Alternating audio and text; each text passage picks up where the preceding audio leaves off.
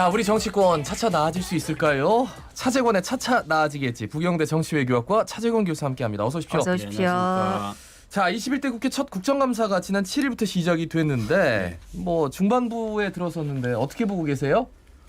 국정감사 좀 사실 국정감사 하면 저희들이 막 이렇게 라이징 스타 그러니 떠오르는 이 국감 스타 이런 거 기대하고 그렇게 하거든요. 예. 근데 이번 국감은 정말 좀 맹숭맹숭하다. 이런 느낌이 있습니다. 이게 왜 그러냐면 국회가 일단 구성 자체가 거의 그러니까 3분의 1밖에 안 되는 야당 의원으로 참 막아내기 힘든 부분들도 좀 있고 그다음에 예. 저는 또 야당 특히 이제 제1야당인 국민의힘이 좀 이렇게 국감을 바라보는 시선이 저는 조금 삐딱하게 가 있는 부분이 있어서 그런 부분이 있지 않나 싶습니다. 그런데 국감이라고 하는 건 사실 정책 중심에 대단히 송곳 같은 그런 날카로운 비판이 있어야 되고 이런 부분들이 있는데 예. 실제로 좀 정쟁의 요소가 될 수 있는 그런 큰 거리를 자꾸 건들다 보니까 이게 실제 내용 있는 것들이 나오기가 좀 어려운 부분들이 있는 거죠. 네. 그래서 그런 부분들이 좀 안타까운 부분도 있고 이제 근데 국감이 이제 뭐 계속 또 26, 7일까지 계속 될 거니까 예, 예. 앞으로 이제 좀 지켜봐야 될 부분도 네. 있다고 봅니다. 뭐 사이사이 뭐 내용을 더 깊이 들어가면 또 그럴 만한 이유도 있다 하겠지만 네네. 여전히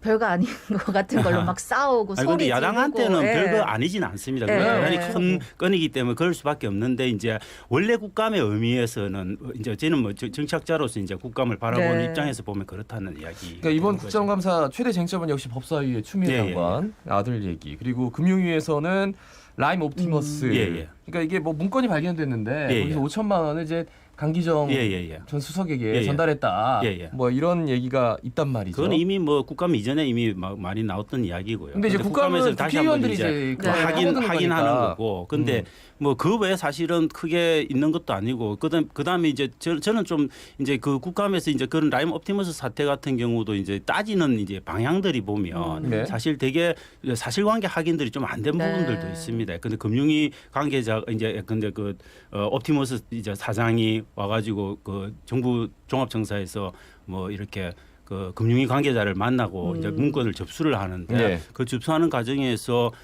직접 금융위 과장이 나와서 뭐 받아갔다라든지 이런 것들은 아직 그 확인이 잘 안 되는 네. 사실들이고요. 그다음에 저도 이제 정부 종합청사 사실 뭐 여러 번 다니지만은 제가 바로 들어갈 수 없거든요. 그게 보안이 돼 있어서 누구든 나와서 1층에서 다 민원인을 안내하거나 그 문구를 받게 돼 있습니다. 그러니까 이제 그런 부분들이 조금 더 좀 신중하게 접근해서 좀 사실관계를 확인하고 했더라면 좋다. 뭐 저는 개인적으로 그런 좀 생각을 네. 했고요. 그 외에 이제 저는 뭐 문건이라든지 지금 이제 정관계 한 20명 정도 그 명단을 이야기를 하고 있지 않습니까? 그러면 뭐 실제로 그런 것들이 문건으로 딱 보여주면서 공격하고 뭐 이런 부분들이 저는 굉장히 좀 중요하지 않을까. 그러니까 지금부터는 네. 좀 증거를 가지고 와서 증거 중심이 예. 돼야 그래서 되는 거죠. 뭔가 임팩트 있는 그런 네네. 화면들을 국정감사는 사실 그런 게 필요하거든요. 그렇죠. 연출이 약간 그런 걸 찾아내야 필요한데 되는 거죠. 네. 그런 연출을 조금 더 발휘하시면 네. 훨씬 더 국정감사를 좀 관심 있게 보지 않을까. 그렇죠. 좀 극적인 네. 요소, 그다음에 좀 확실한 요소를 갖고 국민들이 그래 저거야 뭐 이런 생각을 갖게 만든 국감이 되면 네. 좀 저는 감동 그러니까 국감이 되지 고성이 않을까 오가고 싶습니다. 뭐 반말하지 마라 이게 그런 그러면 거 정말 답답하죠. 지금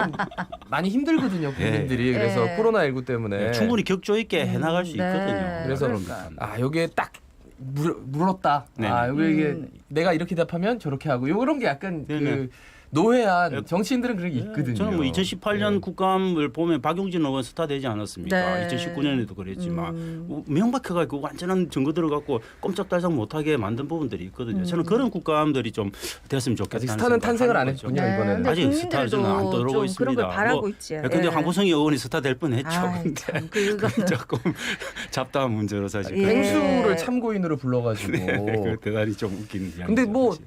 그 참고인을 누구를 부르냐? 뭐 백종원 씨도 한번. 근데 이제 펭수라고 하는 특정한 그게 있지 않습니까? 펭수라고 하는 네. 특정한 캐릭터가 있고 그 캐릭터가 또 지켜져야 될 내용들이 있고. 근데 이제 국감장에 들어오면 국감장은 대단히 신성한 부분이기 때문에 그 안에 뭐 제가 볼 땐 펭수를 그냥 그대로 앉힐지 목소리를 어떻게 처리할지 이런 네. 부분들이 복잡한 문제들이 있는데 그래서 이제 그런 부분들이 좀 디테일이 조금 부족하지 않았나 그런 생각을 네, 합니다. 아니 뭐 진짜로 궁금한 게 그런 뭐 불공정 계약이 있었는지 궁금하면 물어보면 되지. 꼭 나와야 되는 건 아니지 뭐 그렇죠. 않습니까? 서면으로 할 수도 있고 아니면 또 거기 뭐 그렇게 캐릭터 하시는 분들이 한둘이 아니지 않습니까? 그럼 또 다른 분을 또 모실 수도 있고 한데 이제 황보성이 의원 입장에서는 제가 볼 때 펭수라고 하는 게 국민적인 워낙 그 네. 인기가 있는 거니까 조금 뭔가 국민적인 관심을 끌기 위해서 뭐 그렇게 일단 요청하실 수도 전국적으로 있지 이름은 않았을까. 알렸지. 근데 네. 저는 황보성이 의원이 네. 지적하는 바, 근데 캐릭터사의 당사자들이 가질 수 있는 노동의 어떤 나쁜 그렇죠. 조건들에 네. 대한 지적 이런 건 저는 옳다라고 봅니다. 네네. 예, 예. 근데 교수님 이 와중에 그래도 좀 돋보였다 하는 뭐 활동을 한 의원은 없습니까? 저는 한 2018년 국감부터 시작해가지고 박용진 의원 같은 경우 저는 되게 좀 주목을 했어 봅니다. 했을 보는데 2018년에도 국감 스타가 되고 2019년에도 굉장히 큰 그 비중을 차지했고요. 이번에도 저는 대단히 중요한 게 삼성에 대한 네. 공격이 예상되고 그래서 저는 삼성생명을 어떻게 할 건지 이 부분에 대해서 대단히 좀 준비된 부분들이 많기 때문에 특히 자기가 그 해당 법안을 또 네. 발의해 놓고 있는 상태에서 저는 그 부분이 되게 관심이 좀 많습니다. 정말 네. 삼성의 정말 제대로 된 삼성생명이 제대로 된 정인을 부를지 말지 네. 그 문제가 어떻게 갈지 법안이 통과될지 이런 것과 관련해서 저는 국감에 제가 적어도 저는 굉장히 중요한 부분이라고 생각하고 네. 박용진 의원이 이번에도 아마 그게 뭐 활약하지 않을까 저는 그렇게 생각하고 예, 예. 있습니다. 뭐 내년 4월 부산시장 선거 얘기 뭐 안 할 수가 없어요. 네네. 그리고 요즘 가장 뭐 좀 부산 시민들이 좀 핫하게 보는 것 같아요. 네, 그렇죠. 예. 6개월 정도 앞뒀는데 네. 국민의힘이 어제 재보선 경선 준비위원회 위원장을 내정을 네네. 했습니다. 당초 유일호 전 경제부총리가 위원장에 선임이 됐는데 이제 어제 철회를 하고 네. 대구에서 내리 3선을 한 김상훈 의원을 선임을 네. 했습니다.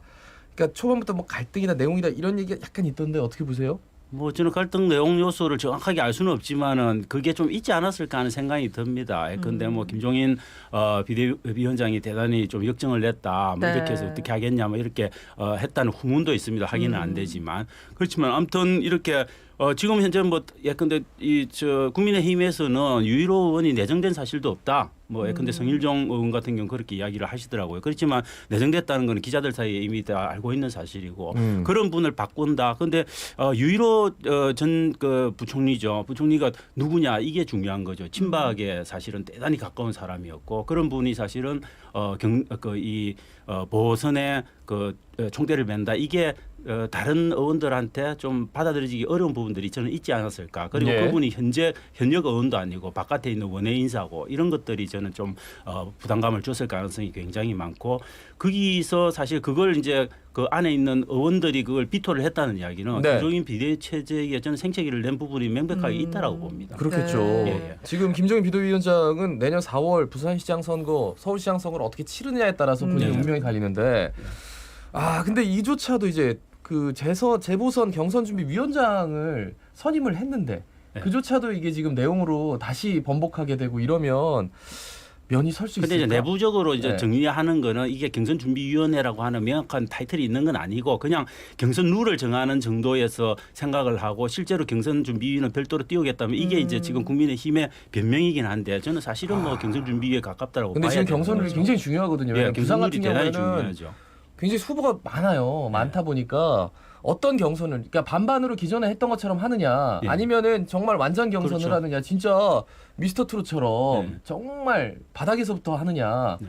이런 것들을 가지고 진짜 논란이 뜨겁거든요. 근데 그렇죠. 이 위원장을 누가 하느냐에 따라서 이 경선 룰이 굉장히 많이 바뀔 수도 그렇죠. 있는데. 김종인 비대위원장이 마음대로 하고 싶은 상태는 이미 좀 물 건너갔다고 네. 봐야 되는 거고 그 안에서 103명 국민의힘 의원들 간의 어떤 합의를 통해서 경선 룰을 가야 된다. 뭐 이런 것들이 사실은 이번 경선 준비 내용 사태를 보고 알 수 있는 부분인 네. 거고 그런 관점에서 보면 저는 그 김대인 하여튼 뭐 전략 공천은 저는 좀 가기 어려운 부분들이 좀 있지 않을까. 그렇겠죠. 그런 생각을 예, 워낙 많은 분들이 나와요. 예, 그 뭐 최근에 또 김종인 위원장하고 김무성 전 의원 만나고 네, 예.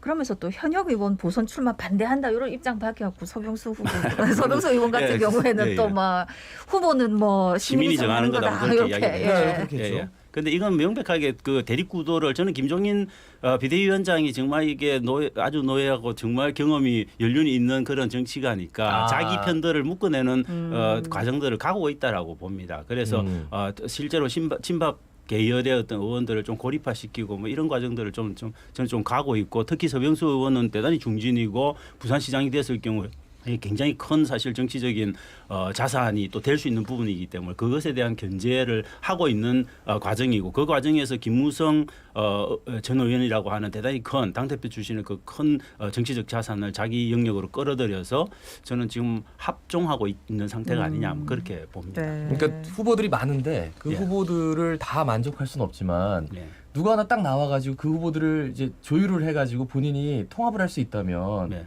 가장 좋은 그림이긴 한데 예, 예.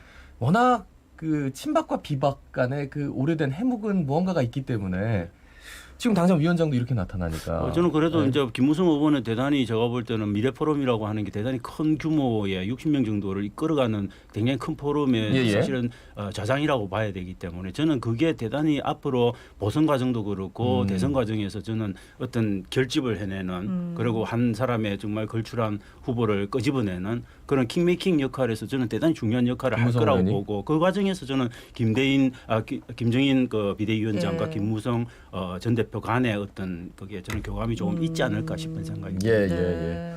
지난 11일이죠. 정의당 심상정 전 대표가 물러나고 이제 김종철 신임 대표가 취임을 네. 했는데 이제 정의당의 선명한 이제 진보성을 다시 찾겠다. 네. 이게 지금 공식적인 목표예요. 예.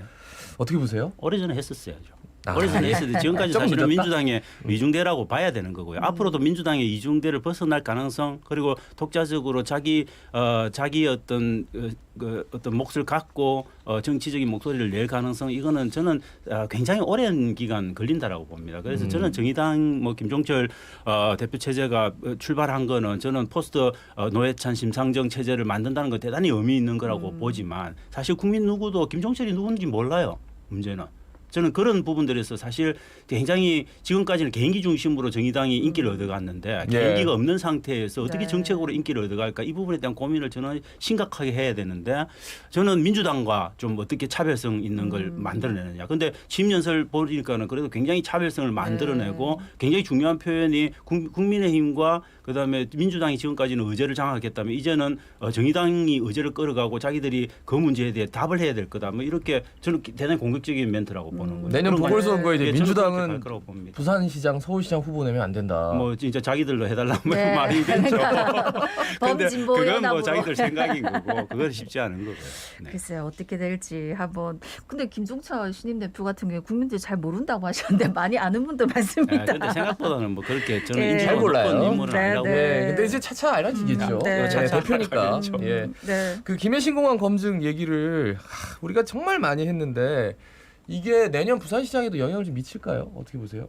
김해신 공항 문제는 저는 대단히 큰 내관이라고 봅니다. 그리고 저는 민주당이 그걸 어떻게 가공하고 어떻게 가꾸느냐에 따라서 민주당이 저는 다음 보선에서 부산시장을 내야 되는 굉장히 중요한 명분을 제공하는 것일 수도 있고 저는 네. 그런 부분에서 대단히 중요하다고 보고요. 그런 것들을 미리 알고 저는 국민의힘 쪽에서 사실 이 신공항 문제에 대해서 적극적으로 개입하고 들어가고 있는 거 아니냐 하는 생각이 듭니다. 네. 예, 예. 민주당이 아니, 근데- 놀 수 있는 공간을 줄이려고 네. 하고 있는 거죠. 근데 이제 서병수 의원 같은 경우에 부산시장이었을 때 김해신공항안에 찬성을 했던 네네. 그 명백하게 다 뭐 부산 사실 시민이 알고 그것 때문에 있다니까. 지금 예. 이 사태가 생긴 겁니다. 예. 그때 명백하게 반대하고 차라리 우리 민자공항이라도 가겠다라고 저는 정말 배포를 갖고 싸웠더라면 지금 이 문제 이렇게까지 저는 안 왔을 거라고 봅니다. 그렇죠. 그랬다면 지금 예. 서병수 의원이 시장을 계속 할 수. 저는 할 수도 있었다고 봅니다. 그래요. 뭐 모르겠습니다. 하여튼 그런 배포가 있으신 분인지는 잘 모르겠습니다. 하여튼 저 부산시장이 이제 시작이 된 것 같아요 선거가. 그래서 많은 시민들이 굉장히 관심 있게 보고 있는데 아무쪼록 진짜 다른 거 없더라고요. 뭐 일자리, 청년 맨날 했던 그 얘기를 네. 똑같이 지금 부산 시민들이 다 설문조사에서 답했어요. 네. 예, 이번에 뭐 지역 일간지가 했는데 딱 그렇게 나왔대요. 네. 그러니까요. 우리 맨날 얘기하거든요. 근데 맨날 이야기한다는 거는 그만큼 해결 안 되고 있다는 네. 이야기인 겁니다. 한 번도 해결해 본 적이 예, 없어가지고. 해결해야 되는 거죠. 그래요. 그런 분이 좀 딱 하고 나왔으면 좋겠습니다. 정말 애타게 기다리고 있습니다. 말씀 여기까지 드리고 고맙습니다. 고맙습니다. 지금까지 부경대 정치외교학과 차재건 교수였습니다. 한지민 씨가 선택한 자동차